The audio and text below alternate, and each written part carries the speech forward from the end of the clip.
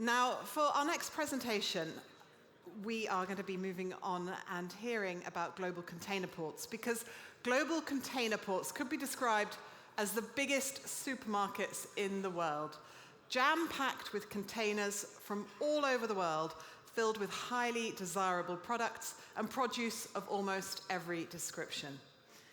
It's a fact that has certainly not escaped the attention of organised crime groups, which is why ports are often a prosperous hunting ground for the perpetrators of cargo thefts and at the heart of supply chains for illicit goods. Last year, a joint analysis report by Europol and the Security Steering Committee of the ports of Antwerp, Hamburg, Bremerhaven, and Rotterdam described the infiltration of ports by organised crime groups as a major threat for the legitimate economy and security of the EU. And it's easy to understand why. Europe's biggest ports process an estimated 3.5 billion tons of legal trade annually, with containerized goods accounting for 25% of goods handled. That's the equivalent of 98 million containers a year. Due to the enormity of their operations, port authorities inspect only between 2 and 10% of the containers in their operational environments, another fact that's not lost on Europe's criminal fraternity. But the EU government and industry are now fighting back. Announcing the new EU Ports Alliance against organised crime and drug trafficking at the start of 2024, EU Commissioner Ylva Johansson acknowledged it takes a network to fight a network. Now, as it commences work, the alliance is bringing together member states, port authorities, and private sector organisations to focus on a series of initiatives, including the exchange of best practices, the infiltration of crime syndicates, policy development and implementation, and technological solutions. Here to tell us more, please welcome Catherine Piana, Director General, the Confederation of European Security Services. Catherine, thank you so much.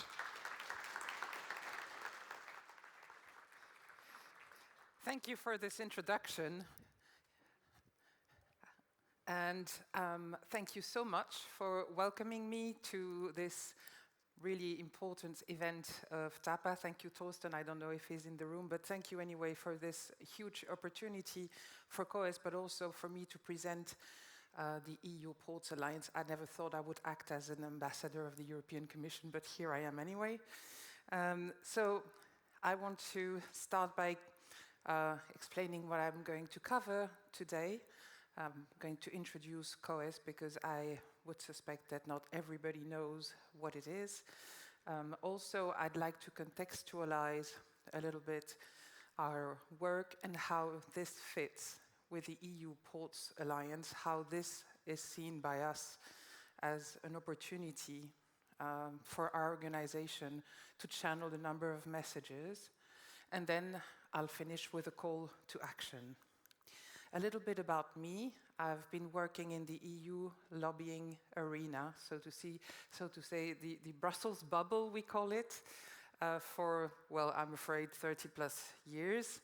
I'm fascinated about human communication and influence, obviously, so I've specialized in neurolinguistics, among others, and I'm a constant learner because for me, learning is evolving and evolving is living.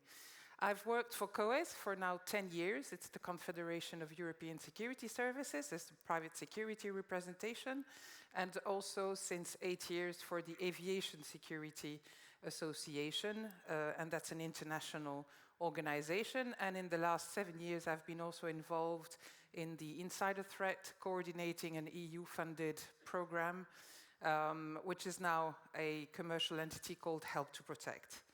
Enough about me, let's talk about CoESS. So it's a confederation, which means that our membership is mainly national association representing private security in the various member states.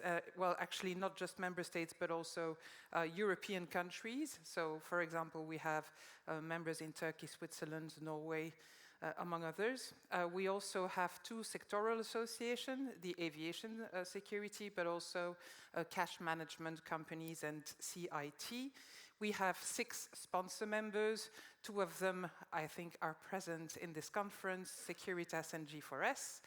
And we represent 45,000 companies, because obviously these 2 very large companies are present everywhere in the world, but there's also many smaller companies that have more like a regional or national remit. And also, the employees, the security officers, are about 2 million. Now, that's the same figure than police officers over the same territory. And it's really an important factor when we're talking about public-private partnerships. Private security protects people, assets, and infrastructure 24/7. Now, on the left-hand side of this slide, you have a number of spaces that are accessible to the general public. And on the right-hand side, you have spaces that are more restricted, including critical infrastructure, and private security covers all these various locations and many more.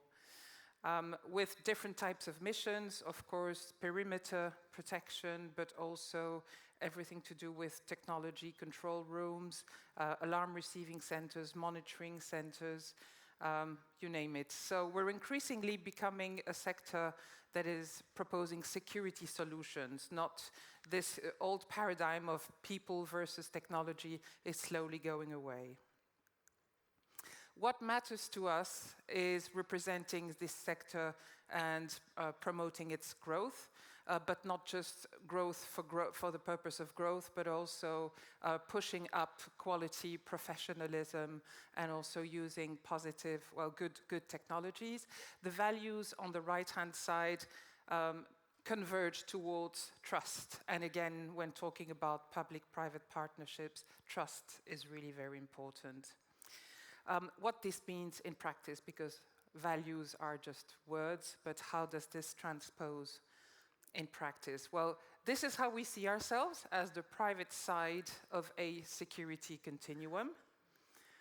What we do concretely, we contribute to legislation, we participate in a number of expert committees in the Commission. Behind these complicated acronyms are expert groups on maritime and port security, aviation security, land security, rail security, critical infrastructure, public spaces protection. We're also in an expert group on drones, and it goes on. We want to share expertise and make proposals. In the middle, there's a passenger ship paper that we produced for the attention of the Commission and passenger ship operators. Also, I already mentioned technologies. We think we need to embrace technologies and make sure that they augment and don't replace people. Concrete tools, we share best practice. We made a publication that's back in 2017 looking at different transport modes and saying, okay, what they do in aviation, maybe they should do a little bit more in maritime and things like this, seeing what can be transposed into other transport modes. I'm also very lucky to be involved in the standardization process, and if anybody here is involved in standards, they must understand how lucky I am, right?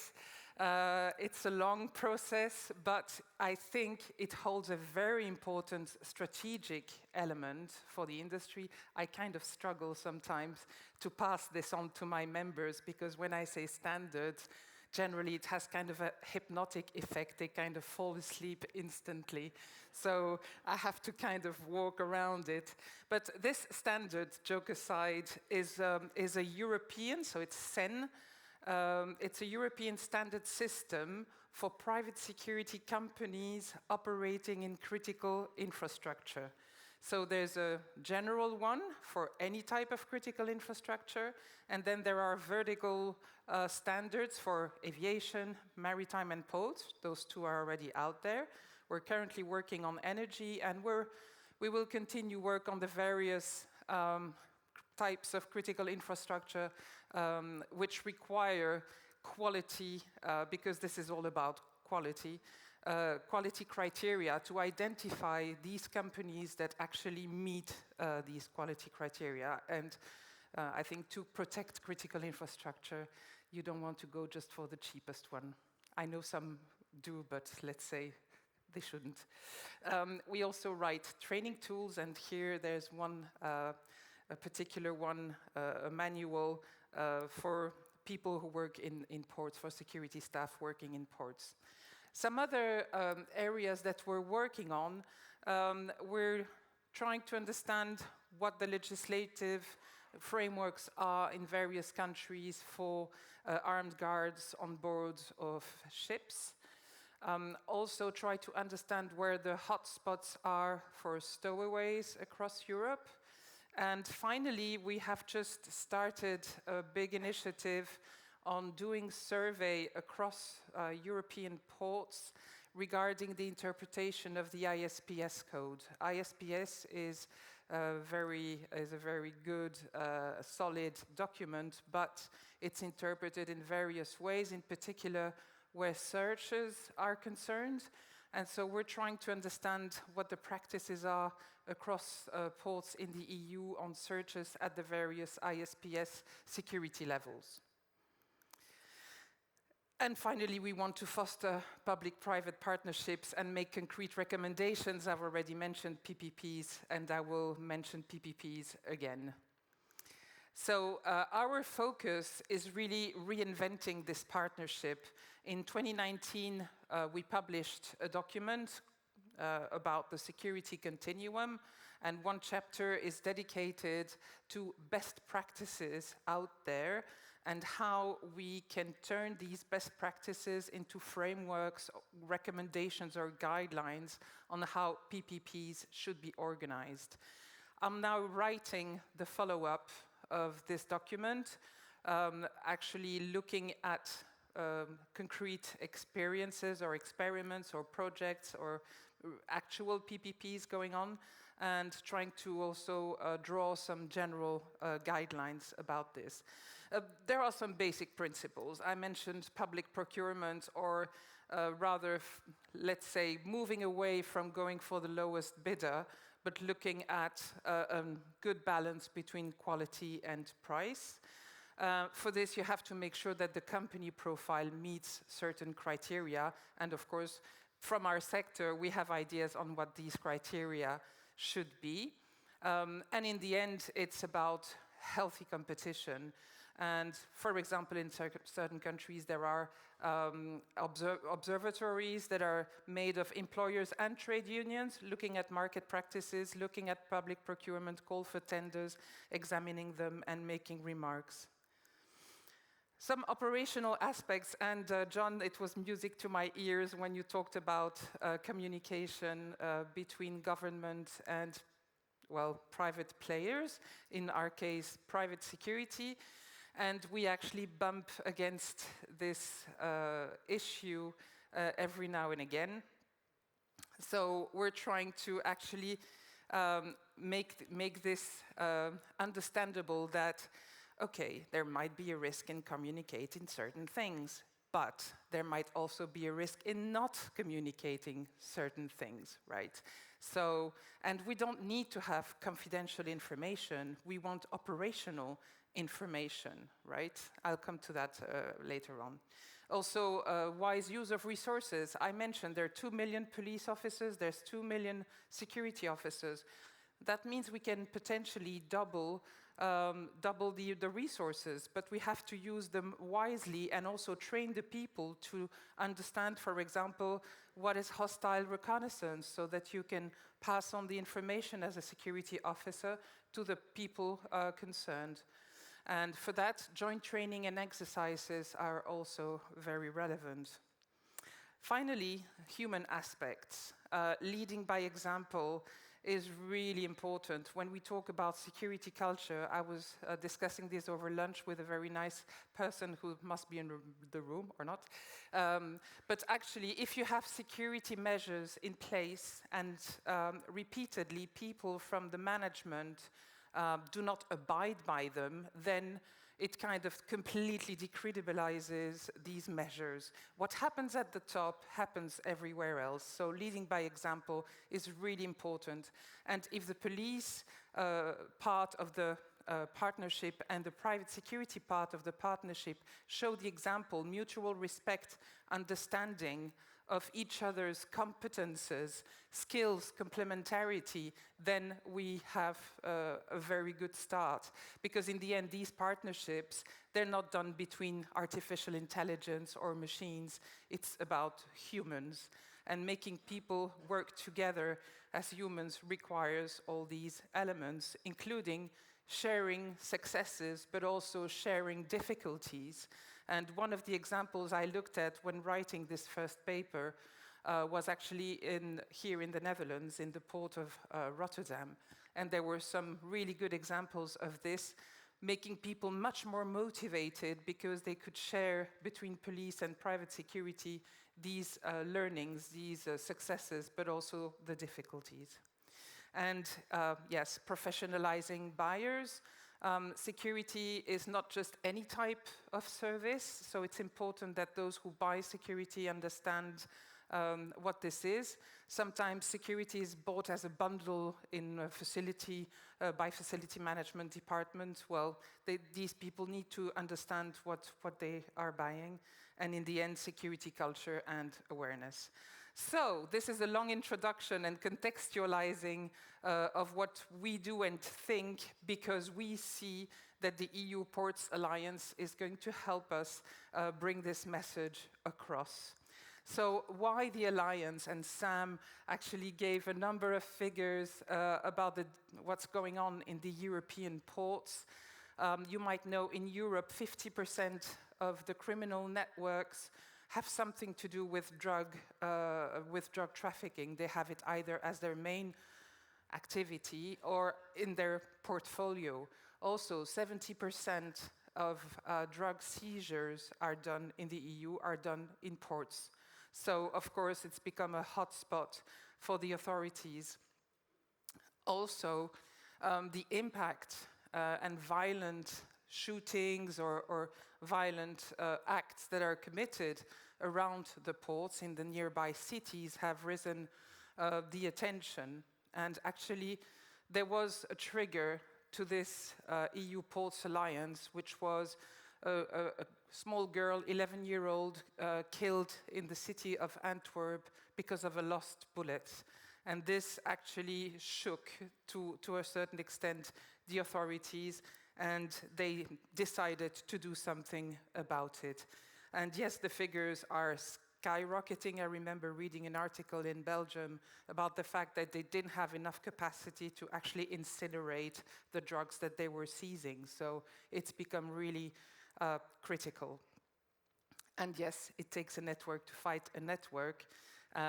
This was the sentence said over again by Commissioner Ylva Johansson, who you can see here on the picture at the launch event together with the Belgian Minister of the Interior, Annelies van Verlinden. So that's the timeline. This is just to illustrate the fact that they've started this initiative and now the meetings are like going at a quick pace.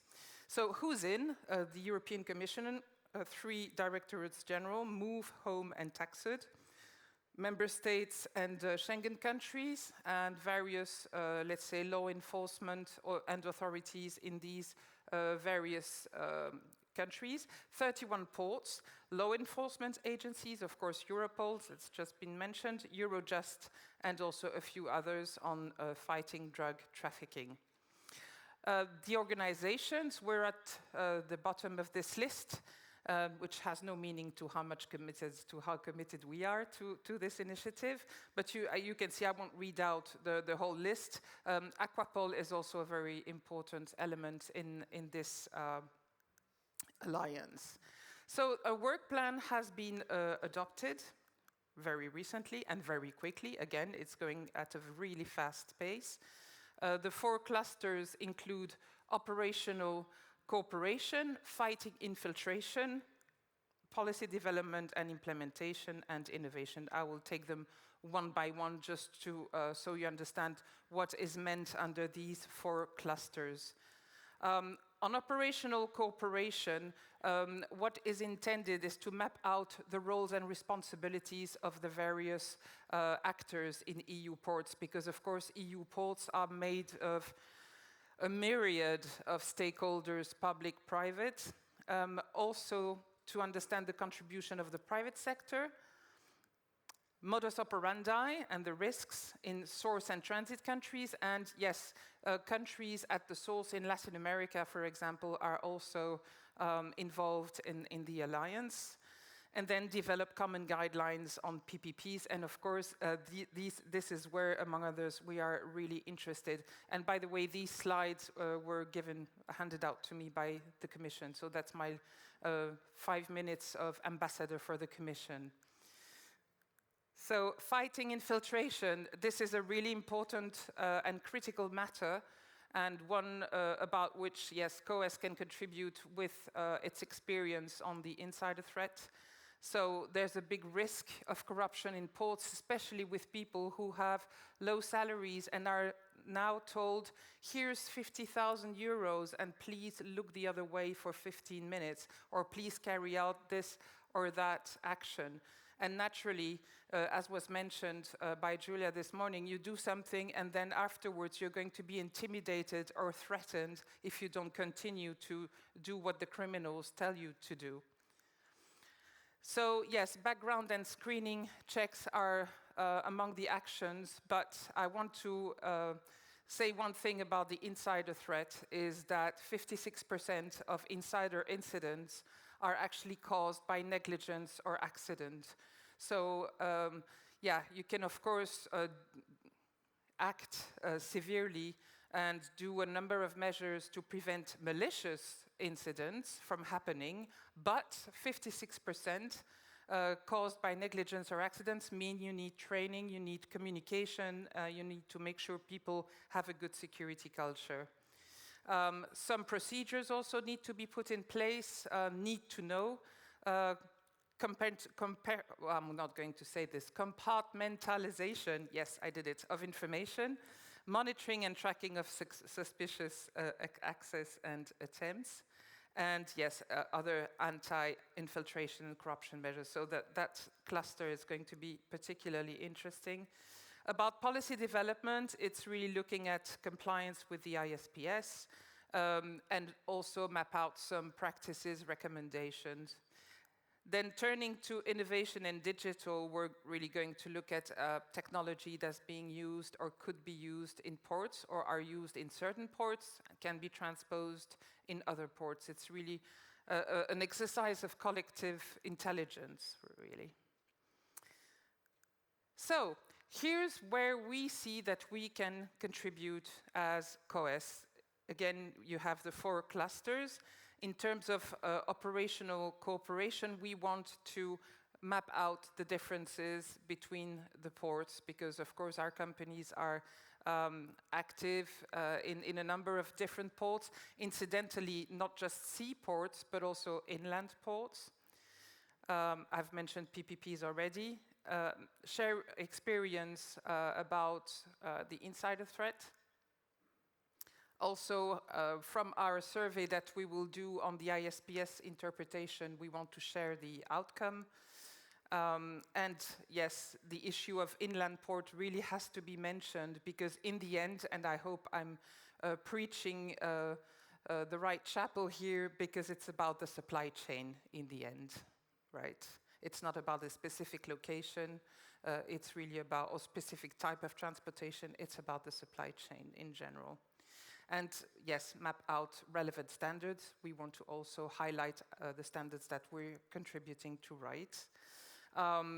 In the innovation and digital, I think there's also people in this room who are very active in this technology, in the various technologies and solutions. What's next? Well, actually, as I mentioned, the rhythm is quite intense, and meetings of the various clusters are going to take place in the summer, and then after the summer break, there's a SharePoint that's being set up so that we can exchange information, because some of the people in in the alliance are saying, you know, we can't wait for the Commission to find a nice room and, organize all the administration around it. Can we not start already working together bilaterally or multilaterally between different players? And then, of course, everything needs to be validated by senior officials, authorities, and so we also get a ministerial meeting once a year. And here's my call to action. So my question is there an interest, you think, for TAPA to join this EU Ports Alliance? I just jotted down some ideas on which we could work together, and some ideas on which maybe TAPA can contribute. Emphasize the supply chain dimension. I think this is something we can do together. Step up security in maritime and ports, and contribute to establishing sustainable PPPs. I think there's a lot of experience in this room about public-private partnerships that will be really, really useful. And maybe some possible TAPA areas, and there's possibly many more, but I don't know your organization to the point that I can write a very long list. But of course, your standards. Now I'm thinking, listening to Torsten this morning, all the training courses, that might also be interesting, and sharing data. And yeah, these are my ideas. I'm very keen to hear what you have to say about this. I apologize in advance that I have to run after my presentation, but feel free to reach out to me. And thank you very much for your attention. Catherine, many thanks. We'll sit down and we'll have a couple of quick questions. And once again, if anybody does want to respond to Catherine or have any questions, please just put your hands up nice and clearly so that one of the TAPA EMEA team can come to you and get a microphone to you. Catherine, maybe we could start by talking about criminal infiltration that you were talking about. What can be done to address criminal infiltration? So I guess there's let's say three areas. One is the people, for sure, background checks, vetting, etc. Second thing is procedures. Third thing is technologies.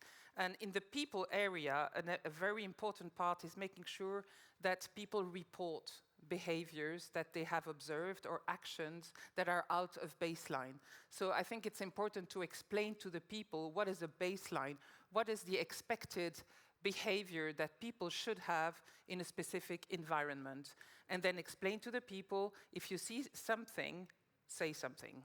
Yeah. The exchange of information relating to criminal activities is a sensitive matter. We've talked about this already today. How can information be passed on safely?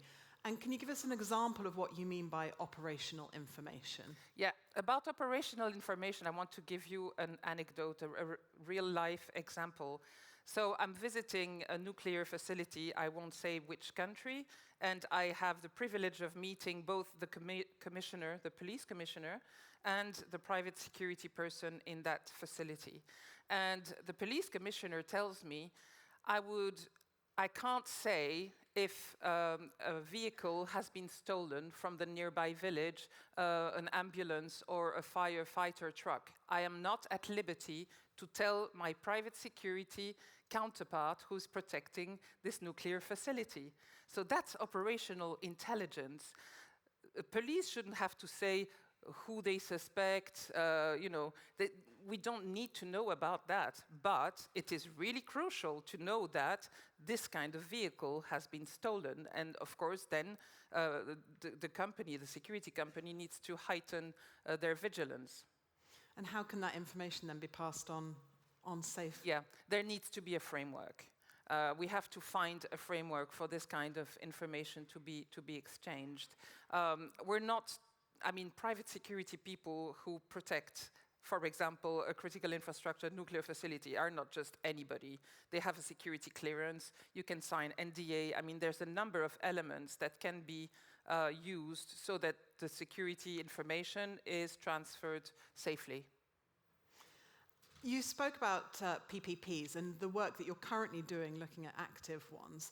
Are there any examples of successful public-private partnerships in European countries that you can learn from, and what makes them so successful?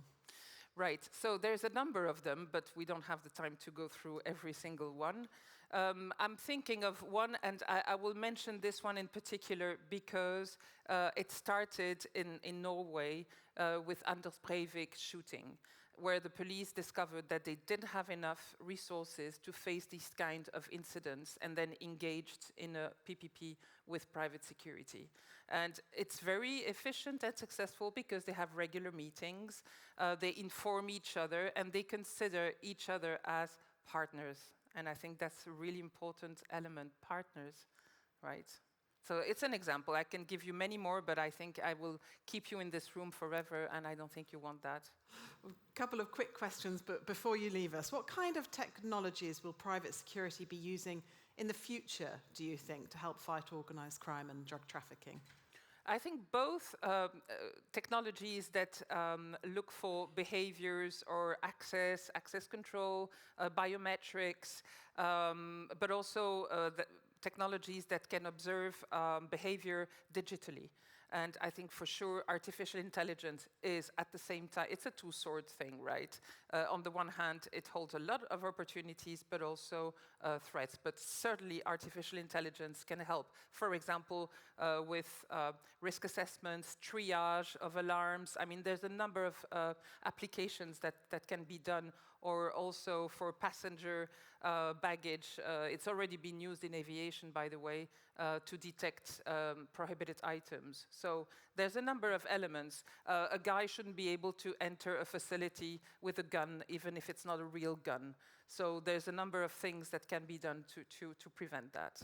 And just finally, you mentioned the EN standards, and in fact we're going to be talking more about standards in our next session as well. But with regards to the EN standards, what's in it for port stakeholders, and can you tell us just a little bit more about them? Yes, so this is the point where you're all falling asleep, because I'm going to talk about standards for 2 minutes, I promise, not more.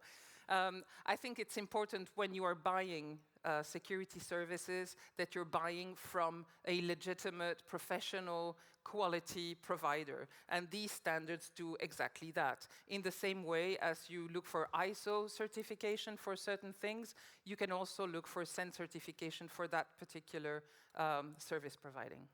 Catherine, we will leave it there, but thank you once again so much for joining us and for the presentation and for those answers. Thank you. Thank you for the opportunity. Have a great conference.